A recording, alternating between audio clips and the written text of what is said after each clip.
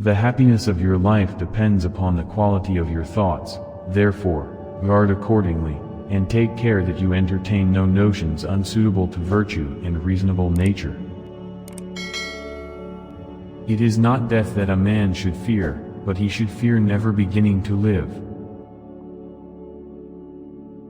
You have power over your mind, not outside events. Realize this, and you will find strength. Waste no more time arguing about what a good man should be. Be one. The only wealth which you will keep forever is the wealth you have given away. Each day provides its own gifts. How much more grievous are the consequences of anger than the causes of it? He who lives in harmony with himself lives in harmony with the universe. Loss is nothing else but change, and change is nature's delight. Life is neither good or evil, but only a place for good and evil. Tomorrow is nothing, today is too late, the good lived yesterday. Anger cannot be dishonest. Adapt yourself to the things among which your lot has been cast, and love sincerely the fellow creatures with whom destiny has ordained that you shall live. Be content with what you are, and wish not change, nor dread your last day, nor long for it. Observe constantly that all things take place by change, and accustom thyself to consider that the nature of the universe loves nothing so much as to change the things which are, and to make new things like them. We are too much accustomed to attribute to a single cause that which is the product of several, and the majority of our controversies come from that. Despise not death, but welcome it, for nature wills it like all else. The object of life is not to be on the side of the majority, but to escape finding oneself in the ranks of the insane. Very little is needed to make a happy life, it is all within yourself, in your way of thinking. Never let the future disturb you. You will meet it, if you have to, with the same weapons of reason which today arm you against the present. The soul becomes dyed with the color of its thoughts. Everything that happens, happens as it should, and if you observe carefully, you will find this to be so. A man's worth is no greater than his ambitions. Here is the rule to remember in the future, when anything tempts you to be bitter, not, "This is a misfortune," but to bear this worthily is good fortune. Poverty is the mother of crime. To the wise, life is a problem, to the fool, a solution. Death is a release from the impressions of the senses, and from desires that make us their puppets, and from the vagaries of the mind, and from the hard service of the flesh. Because a thing seems difficult for you, do not think it impossible for anyone to accomplish. Nowhere can man find a quieter or more untroubled retreat than in his own soul. The universe is transformation, life is opinion.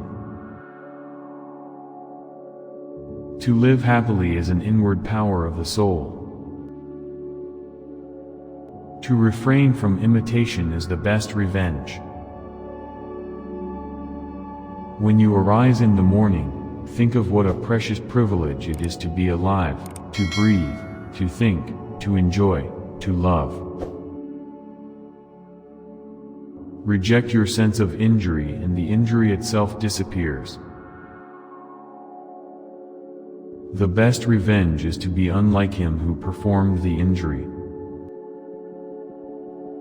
Nothing happens to any man that he is not formed by nature to bear. Nothing has such power to broaden the mind as the ability to investigate systematically and truly all that comes under thy observation in life.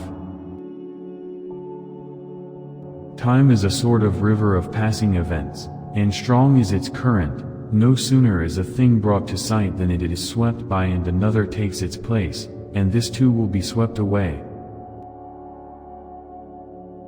The universe is change, our life is what our thoughts make it.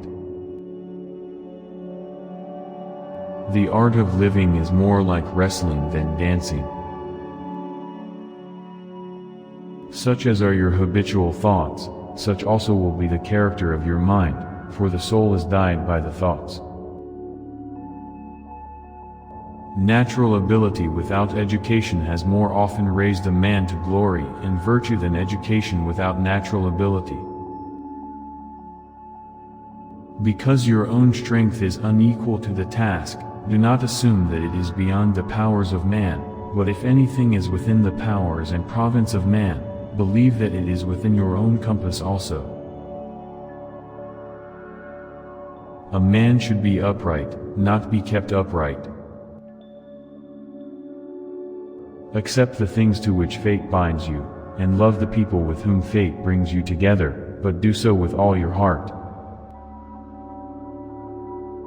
Our life is what our thoughts make it. If it is not right, do not do it. If it is not true, do not say it. Look back over the past, with its changing empires that rose and fell, and you can foresee the future, too. That which is not good for the beehive cannot be good for the bees. Do every act of your life as if it were your last. I have often wondered how it is that every man loves himself more than all the rest of men, but yet sets less value on his own opinions of himself than on the opinions of others. To begin is half the work, let half still remain, again begin this, and thou wilt has finished. To understand the true quality of people, you must look into their minds, and examine their pursuits and aversions. Confine yourself to the present. Let not your mind run on what you lack as much as on what you have already. Look within. Within is the fountain of good, and it will ever bubble up, if thou wilt ever dig. A nobleman compares and estimates himself by an idea which is higher than himself, and a mean man, by one lower than himself. The one produces aspiration, the other ambition, which is the way in which a vulgar man aspires. We ought to do good to others as simply as a horse runs, or a bee makes honey, or a vine bears grapes season after season without thinking of the grapes it has borne. Forward, as occasion offers. Never look round to see whether any shall note it. Be satisfied with success in even the smallest matter, and think that even such a result is no trifle.